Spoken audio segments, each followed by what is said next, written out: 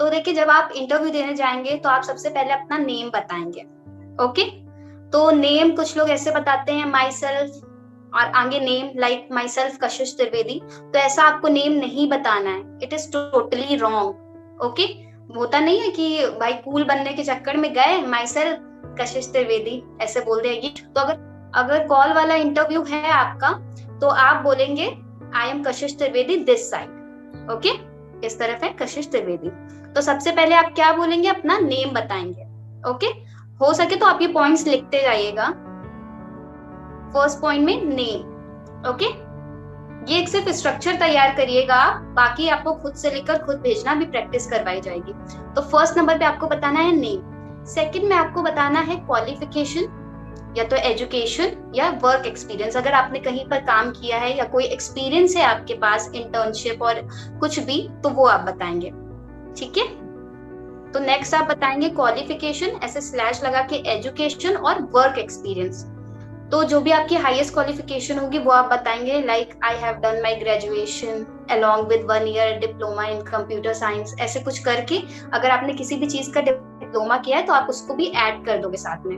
अगर post graduation किया है तो बोलोगे I have done my post graduation. Okay, और कुछ आपने करेंटली आप कर रहे हो तो बोलोगे and currently I am pursuing this, जो भी आप कर रहे हो। ठीक है, और अगर आपका जैसे वर्क एक्सपीरियंस है आपके पास तो आप वर्क एक्सपीरियंस भी बताओगे। तो सबसे पहले आप बताएंगे नेम, देन आपका जो क्वालिफिकेशन स्लैश एजुकेशन और वर्क एक्सपीरियंस। वर्क एक्सपीरियंस आप बताएंगे I have worked with an MNC with for 2 years। ठीक है, मैंने किसी मल्टीनेशनल कंपनी में 2 साल काम किया, या जो भी हो आपका वो आप बताओगे। और जैसे आप अगर वर्क कर रहे हो अभी भी तो आई हैव बीन वर्किंग। ठीक है, आई हैव बीन वर्किंग। तो चलिए कंटिन्यू करते। तो अभी तक हमने सीखा, सबसे पहले हम बताएंगे name, then qualification slash education जो भी हमारी है। अगर हमारे पास एक्सपीरियंस है तो हम एक्सपीरियंस लिखेंगे, फ्रेशर के लिए भी मैं आगे बताऊंगी।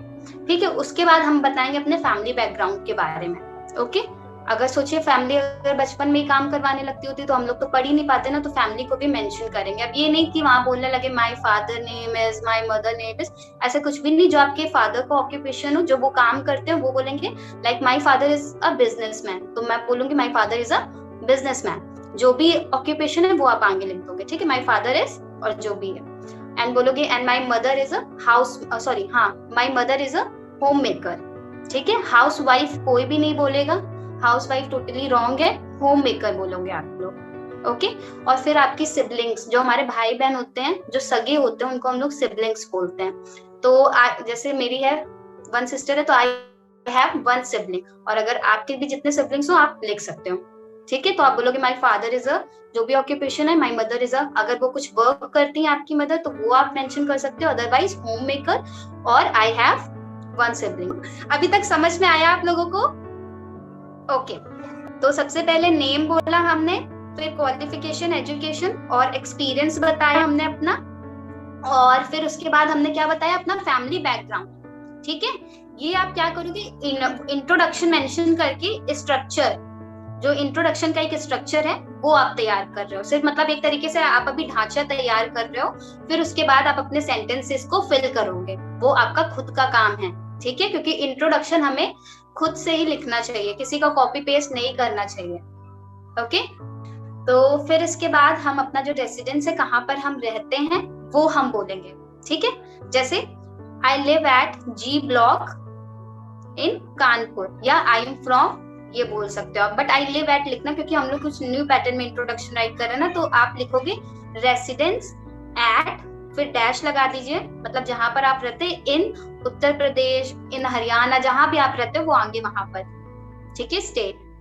ओके, सो नेक्स्ट है हमारा क्वालिटीज। अब हमें बताना भी तो पड़ेगा हमारे अंदर क्या क्वालिटीज हैं जिससे आप हमें सेलेक्ट करो। ओके, अब आप अपनी क्वालिटीज में कुछ भी बता सकते हैं। हार्ड वर्किंग हो गया, सबसे जो अच्छी मानी जाती है वो होती है ऑप्टिमिस्टिक, ठीक है, आशावादी और ट्रस्टवर्दी। ठीक है, तो आप बता सकते हो I am optimistic and trustworthy, और जो भी क्वालिटीज हैं आपके अंदर, आपके बारे में पूछा जा रहा है ना, तो आपके अंदर जितनी भी क्वालिटीज हैं वो आप बताओगे। ओके। और अब हमारी हॉबी की बात आती है। ये सबसे बोलते हैं ना क्रूशियल पार्ट होता है। जितने भी ट्रैप्स होते हैं ना सब हॉबीज से होते हैं। मैं आपको एक बात बता देना चाहती हूँ, आप जितना भी अपना जो इंट्रोडक्शन दें वो शॉर्ट एंड क्रिस्प रखें, कि मतलब छोटा भी हो सुनने में, मजेदार भी हो, और मतलब सुनने वाले को लगे कि हाँ इसमें कुछ बात है। ठीक है। इंट्रोडक्शन आपका इसलिए होता है कि वो देखते हैं कि अगर आप अपने बारे में ही नहीं बता पाओगे तो आप फिर क्या कर लोगे। तो इंट्रोडक्शन इसीलिए होता है, वो चेक करते हैं कि आप अपने बारे में कितना बता सकते हो। तो हॉबीज की हम लोग बात करें तो हॉबीज आप अपनी ऐसी बताओ जिसमें वो ये ना आपसे कुछ मतलब होता है ना क्रॉस क्वेश्चन ना कर सके। जैसे कि कुछ लोग बोल देते हैं, एक सबसे इजी वाला, रीडिंग बुक्स पढ़ना बहुत अच्छा लगता है। फिर क्वेश्चन आता है आपने लास्ट कौन सी बुक रीड की थी, उसके ऑथर कौन थे, उसमें पेजेस कितने थे, उसमें चैप्टर कौन सा था, कौन सा पेज आपको सबसे ज्यादा अच्छा लगा। फिर बस वहीं पर वो क्या होते हैं, ऐसे बुक तो रीड की ही नहीं थी हमने, तो झूठ बोल दिया था, अब क्या करें। तो जो भी आप अपनी हॉबी रखेंगे वो ऐसी रखेंगे जिसके बारे में अगर वो आपसे कुछ पूछे तो भी आप बता दो। जैसे मुझे साइकोलॉजी वीडियो देखना बहुत पसंद है, तो मैं तो यही बोलती हूँ अपनी। और आप एक सिंपल बोल सकते हो, मेडिटेशन। ओके।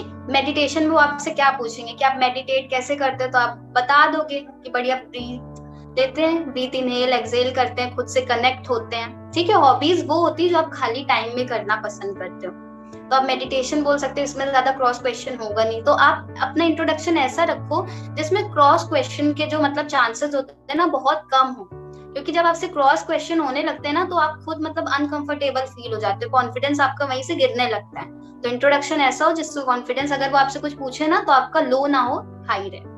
ओके। तो आप ऐसे बोल सकते हैं, as per as my hobby concern meditation. और अगर आपकी 1 से 2 हॉबीज हैं तो बोल सकते हैं my hobbies are. Okay. And then उसके बाद बोल सकते हैं that's all about me, thank you. अगर लास्ट में आप चाहें तो आप कोई भी एक थॉट ऐड कर सकते हैं, माई मोटो इज, ठीक है, माई एम इज, कुछ ऐसे करके, वरना इतना सफिशियंट है। अगर आपने इतना कॉन्फिडेंस के साथ वहां पर बोल दिया तो फिर समझिए कि यू आर सिलेक्टेड। ओके।